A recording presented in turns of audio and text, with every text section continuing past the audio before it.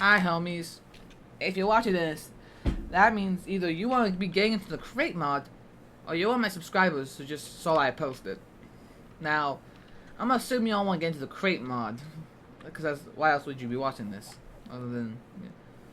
Now, the crate mod's a pretty cool mod, and it allows you to do cool things like this machine, or giant machine back here.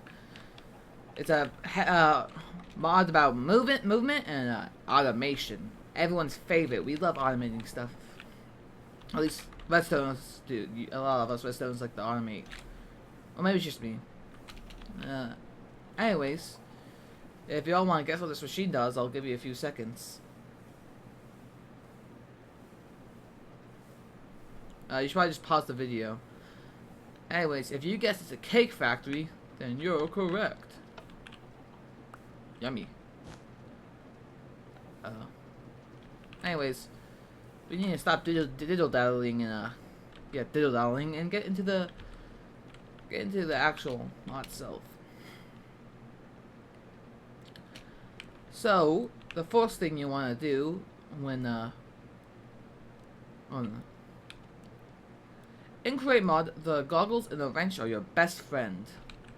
The wrench allows you to quickly pick up items and rotate them, which I'll show later.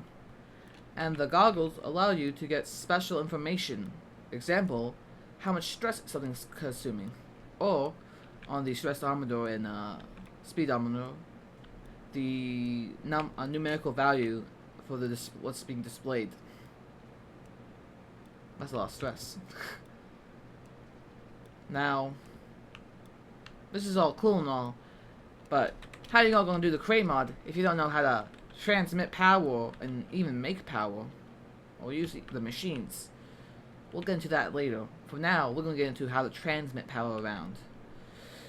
You got like 7 blocks that do it. Or technically, I don't consider the belt a block. You have the shaft, the cog, big and normal size, gearbox, vertical gearbox, chain drive, and the belt, which is meant to be moving items around, but you can still very well use it for power. We'll grab some of this. We'll go grab all this for later. Now we follow me. Oh, follow me. There's no one here. If we just go into the next room over, we'll show you how. I'll show you how it all works. So the shafts can transmit power horizontally or vertically. You can also, if you have a shaft in your hand and you hover over a shaft, you can just keep placing. It's very helpful for building large machines. You can also attach cogs to the shaft and either spin the cogs or have the cogs spin the shaft. Small cogs can be placed on every side of them.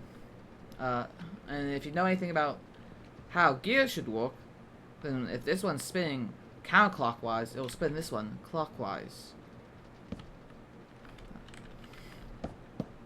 Very good to remember this when you're trying to put like 2 cogs together, and you're like, why is it spinning the other way? This is why.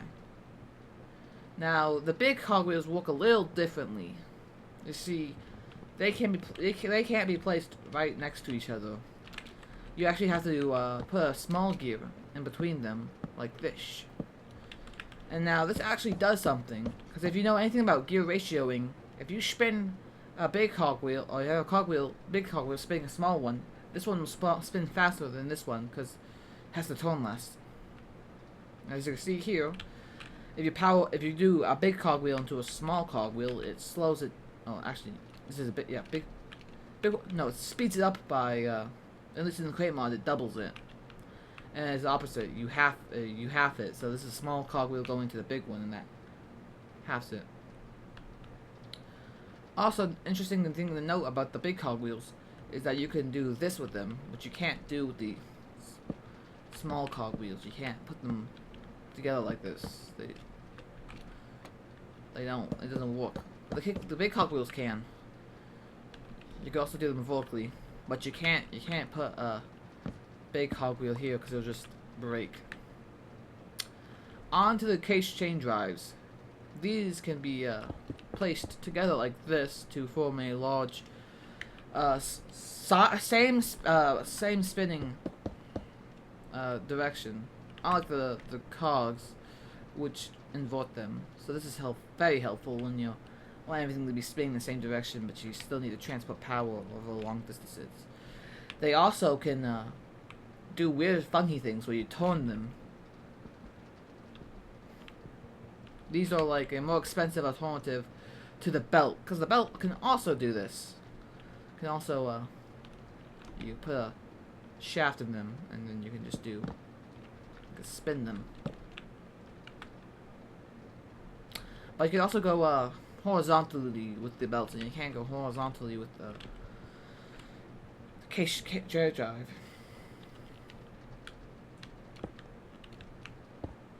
You see, they're very, very easy to use them. We're usually using creative modes. You can't get these in survival because they're a little powerful, as you can see how much. Because see that blue text there shows you how much stress they're producing, and they're kind of.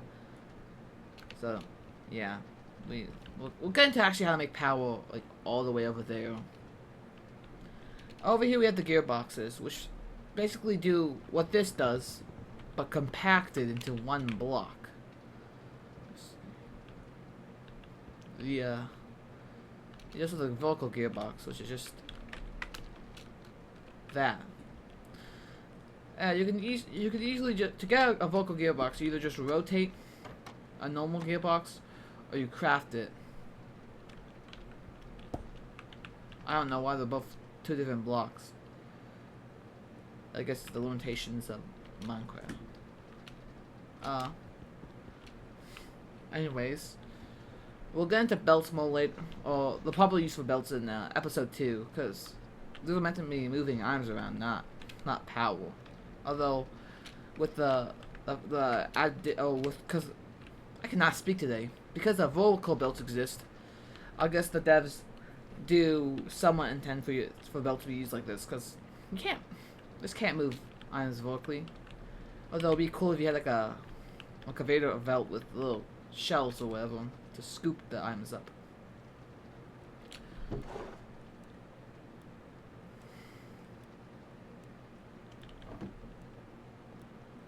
Now, if we go over here, we're going to need to grab this, because the entire crate mod is made with andesite alloy and casings. Well, actually, not the entire mod, but this is a staple of the basics. You can craft it with raw andesite and iron nuggets or zinc nuggets. I prefer zinc nuggets because they're a lot cheaper and you can't do much of them early game. We're going to get over to the machinery, which you need to use the power for.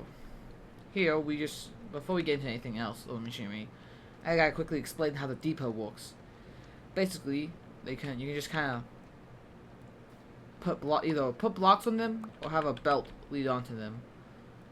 It's useful for stuff in the future I'll be showing you. Example. Well, I'm gonna put this stuff away and get the other stuff.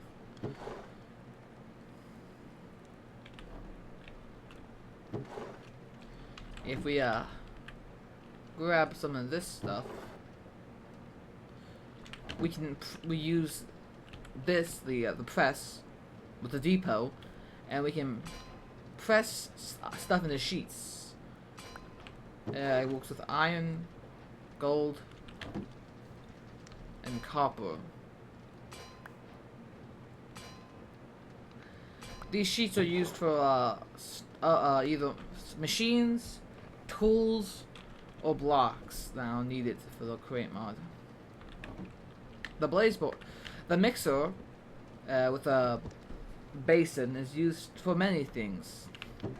Example, we can make a cheaper andesite recipe with the basin. It's a 1-to-1 recipe. You get 1 andesite, 1 zinc for 1 andesite alloy instead of the 2-to-1. You can also use it for potion making, I do believe. You can use it to make potions if I go into JEI.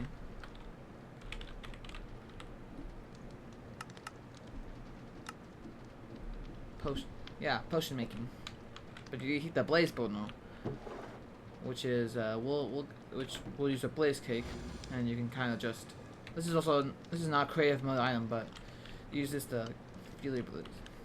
Actually, you can. That's a lie. Anything that you put in a phone in a forest could be used as fuel for the blaze. But we'll get into this more later. It's not meant to be blue. That's just because I use the blaze cake.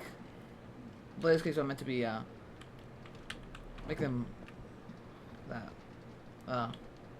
The deployer does what it sounds like. It deploys blocks, but can also be used for. You can also use it to use items on blocks, or if you give it an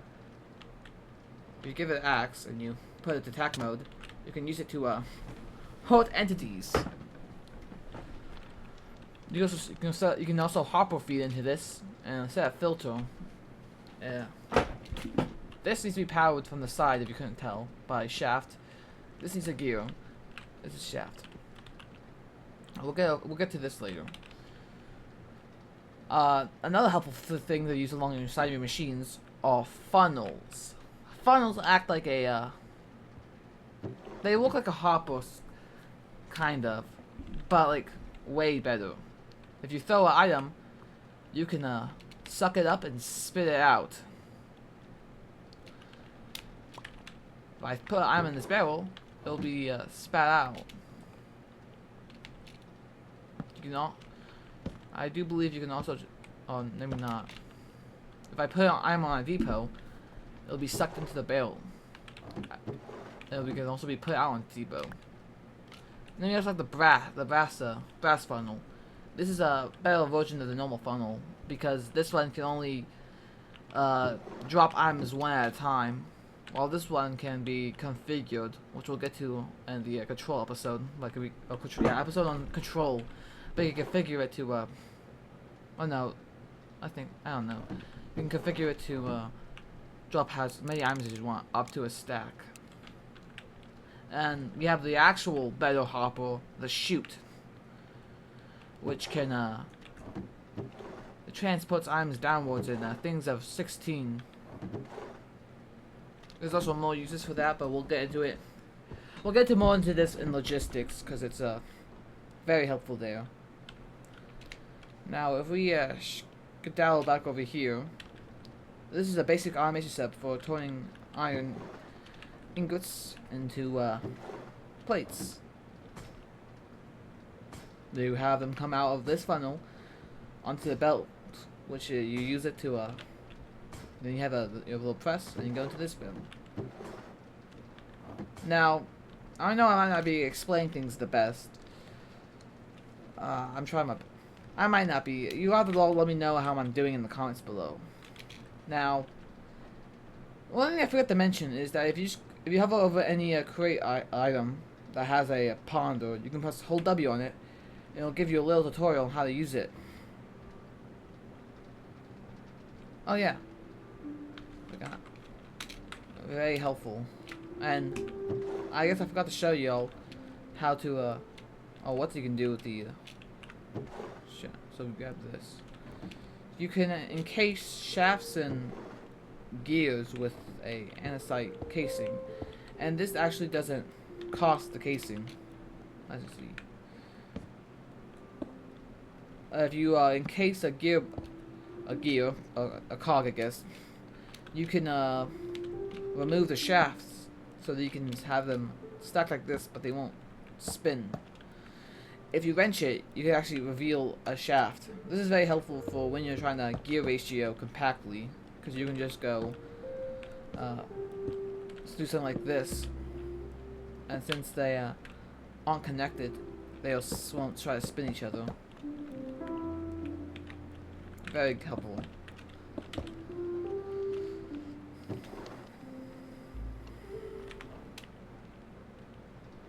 If we go over here, we have the mechanical fan, which allows you to push and pull entities.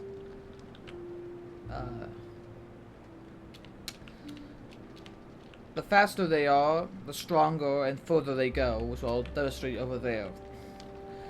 But the fans can also be used for bulk washing, cooking, smelting, and haunting. Washing is used for gravel, which you can turn it gravel. Campfire and fire are used for smoking. Lava is used for furnace type stuff like ores, furnace and blast furnace, and this is a special, unique thing. Oh, bulk haunting is unique.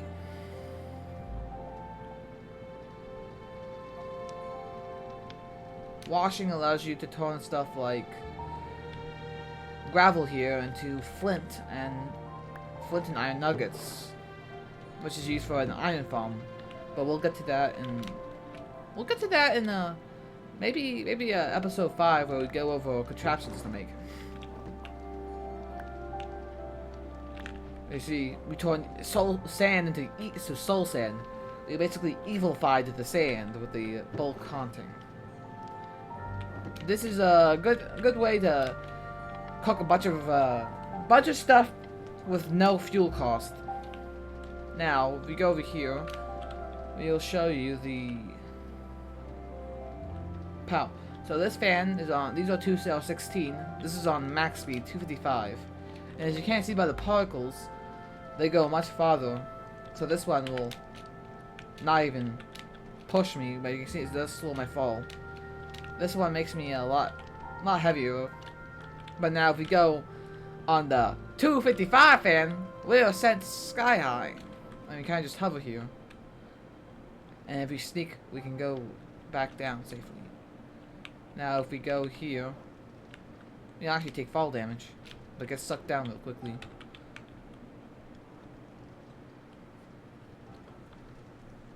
Now we're also going to see that if you want to cook things faster, you need to put more fans on it.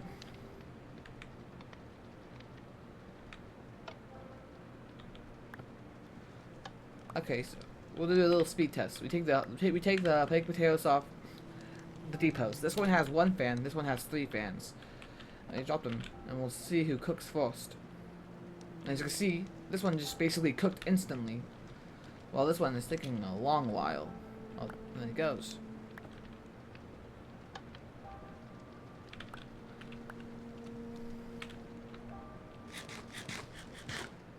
Eat some of our berries because we're getting a little hungry.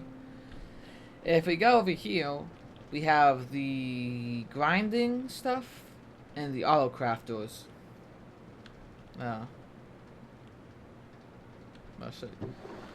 So the millstone is like a nerfed version of that thing. We'll get to later. We can do stuff like throw wheat in here.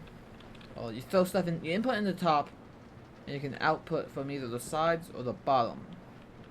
Anyways, we crush wheat in here and we get wheat flour and seeds. I think it's more efficient to actually crush wheat and the millstone than it is to craft it. Maybe not. Now you might be asking, what's the point of crushing your wheat down into flour? Well, because we take this over to the bulk washer. Wash 15, then you put 2 in. So yeah, you have a chance to get. Actually, you can check it out now. Flour.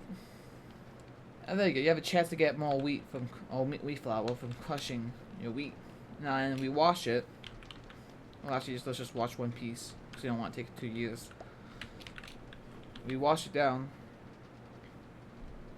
We get dough, and if we bake the dough,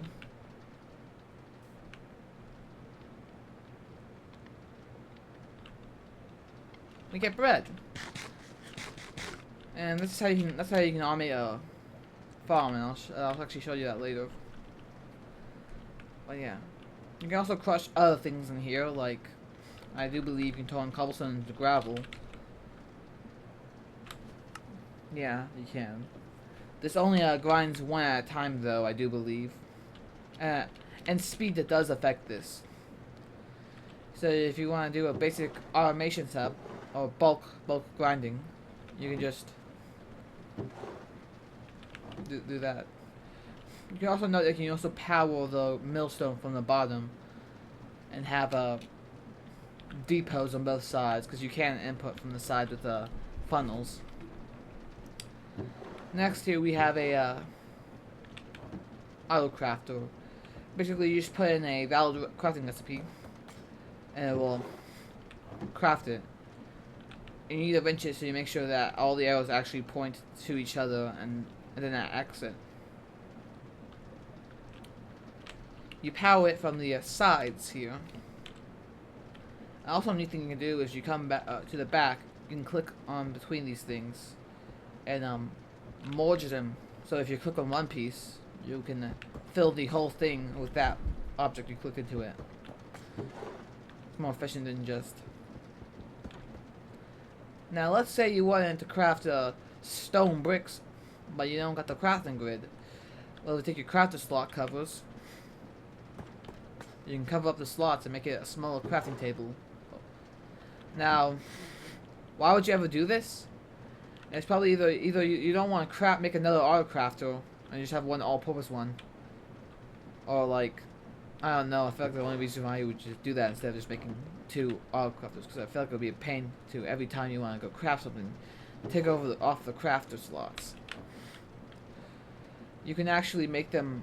You can actually make auto crafters bigger than this, and you need that for our next thing, the crushing wheels, which are crafted in a giant auto crafter.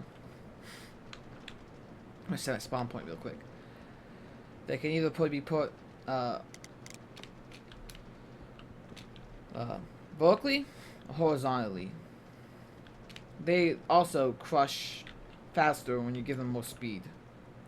These crush in bulk, unlike that. I don't know the exact numbers, but I think this might be like 16 at a time. With these, you can actually crush stuff like your ore.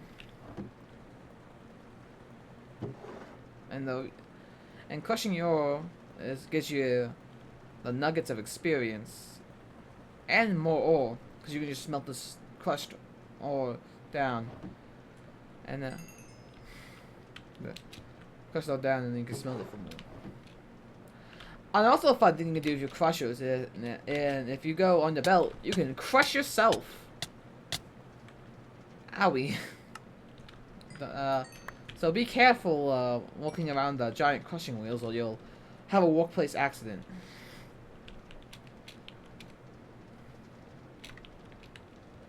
Now let's skedaddle all the way over here.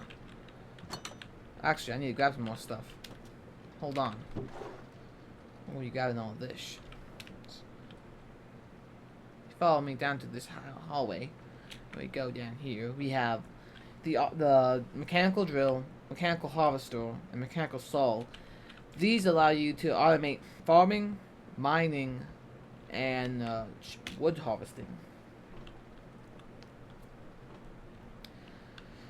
So we have a basic cobblestone gen, but with our mechanical drill here, all we gotta do is power the back, and it starts mining. And I'll show you. I'll take them off the wall. We rotate them. You can see you have a little shaft back there. You can use it to. It does break faster the more speed you put into it. The mechanical saw is also similar, but it works a lot better, because if we just power it, it'll chop the whole tree, as long as you cut the bottom block. It does work for bigger trees. Just gotta know so that you have to leave one block. So pretend this is like a giant spruce tree. If we want to cut down the whole tree, we want to make sure that we only have one block touching the ground. Yeah. Now, for the mechanical harvester, you can't actually power this, because it's meant to be used on a contraption. If I go all the way over here to the cake factory, you can see we have a wheat farm, and these automatically replant if they have seeds and harvest. I can actually see it right here. There you go. We'll get more into contraptions later, because these are a little more complex. But what you want to know about contraptions is that anything, stuff like drills, saws, and even deployers will fire without needing to be powered. Now, onto our final zone of the video. How we actually get power to do all these machines. Now, there's a few ways. The one you've already seen is the hand crank. It makes 255 power, but it makes you very hungry. If you can see my hunger slowly draining there. This is for like powering your machines in very early game, where you don't have anything automatic set up yet. You also technically have the valve, but this is more for like control, as you can change how long you turn it. Now, once you get a little more set up and create, you can start using stuff like wire wheels. You got the small one and the big one. Borrow this real quick. Small ones turns at 8 RPM, but gives you 256 power, about the same as exactly the same as the crank. The crank gives you a faster speed. Then you also have the big wall wheel, which has double, I believe, double stress units, but half the speed. However, there is a trick. If you grab this, if you put a small wall wheel onto the big wall wheel, it will actually speed up and combine this and still give you the stress units. That's because if you have a combined system of stress system, where you have a bunch of things on the same shaft, these wall wheels will inherit the fastest speed. These are actually pretty good for early game, because you can just stack a bunch of large wall wheels and one small one to get the speed, and you'll have a decent amount of stress units to deal with. But in a late game, 512 stress units ain't gonna cut it. We also have windmills. These are currently not the best in the game, because they're kind of expensive and they don't give you that much stress for the size. You have empties. Oh my god, I cannot speak. To use a windmill, you need to have a windmill bearing, at least 8 sail blocks. Sail blocks include windmill sails, empty sails, and just blocks of wool. Let me see. The more sails you put on, the faster it turns, and the more stress units you get. This one is 1.55 K at 3 RPM, and this is only turning at 1 RPM for 512. Not much. Not exactly the same as this. Oh goodness. That's rude. What did I put the axe at?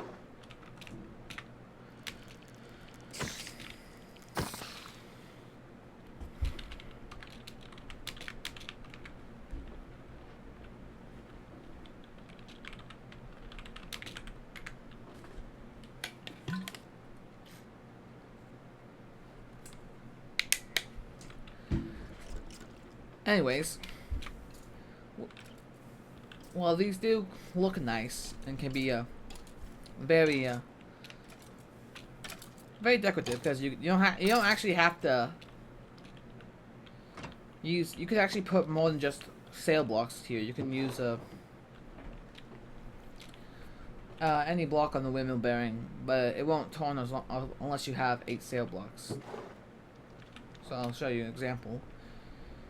You also need to glue it, which I guess I didn't set up for myself. So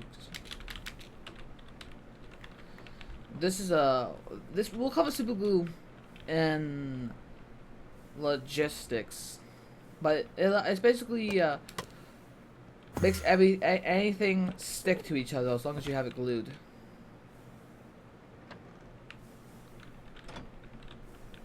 So if we just glue this, you're gonna see this does lose us some, I think, RPM. Anyways, you just have a giant block of wool, as I showed you. Now this actually, I'm pretty sure is, yeah, super glued because the sail blocks.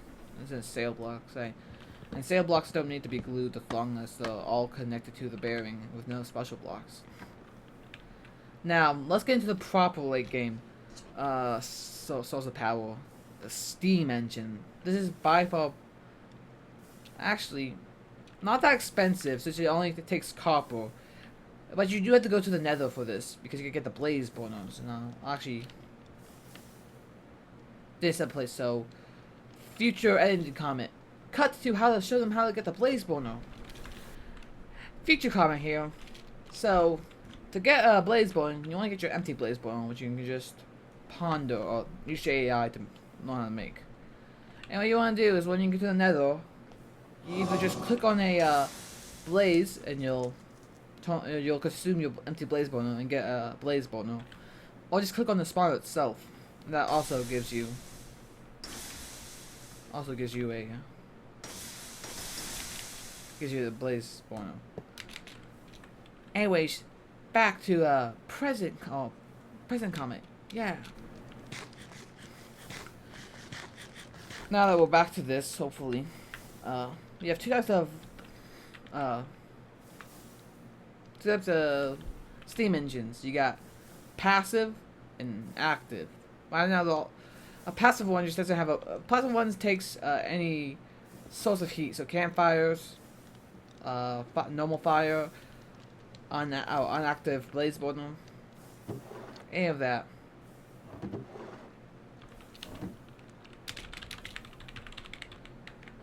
We'll take one of these.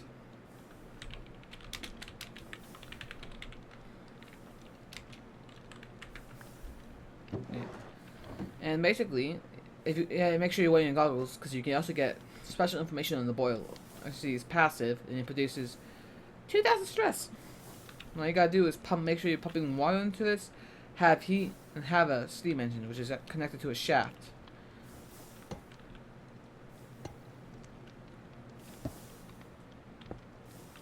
Now, if we can take a blaze kick here and actually activate it, you can see the stress unit is up to 16,000.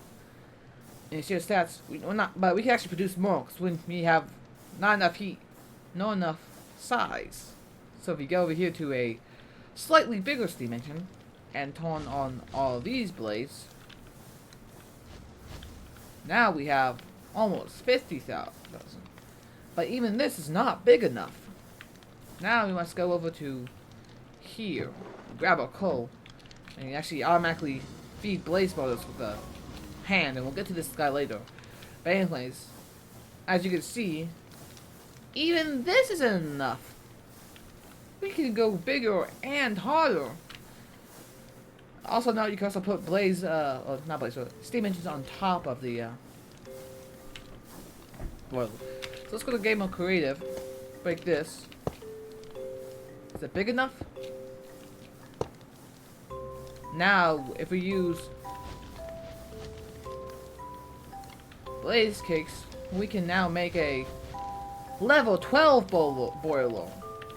But whoa, we have now run out of this is still not enough. So let's get some more water. Wow.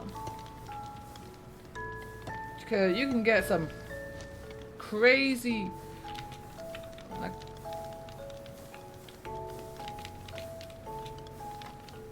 Hold on. You can get some crazy stress units out of this. So, there's no mouse loads. And now we spin this up. It's not big enough. Level 16. But wait, what's still not boiling hard enough? We gotta go get the final middle blaze. And now, We're still not hot enough, but we making almost over 20k. Oh wait, there it is. We have the max steam engine. We making almost 3,000 stress units. That's almost as big as the windmill over there. You can see why it's a late game thing.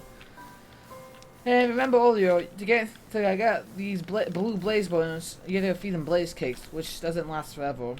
But honestly, this is a little crazy. You can probably just joyride up. Oh, not joyride.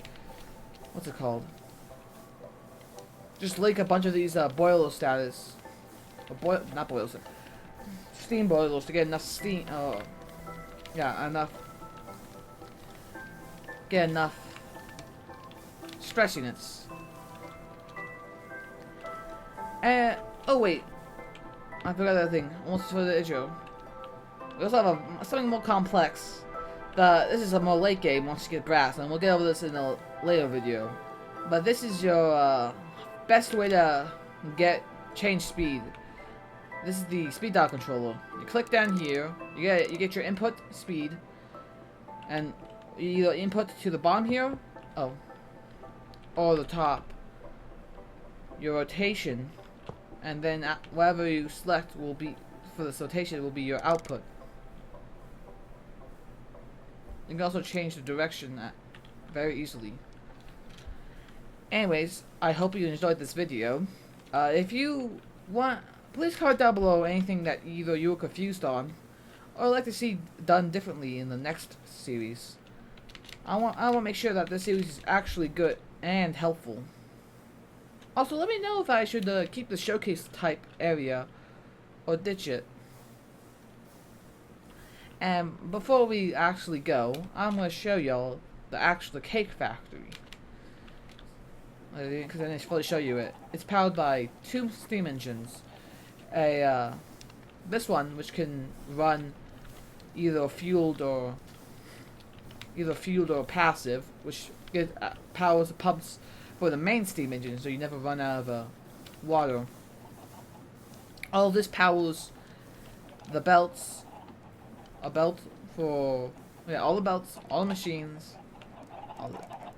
We have a collection of eggs, which are handled by these mechanical arms to be thrown into the crafter. Oh no, the cow died. There's also be a cow here, because this cow gets milk. Milk goes down in here, down to the crafter. We have honey here from bees that it's turned into sugar. And then we crush down wheat and then turn it into bread.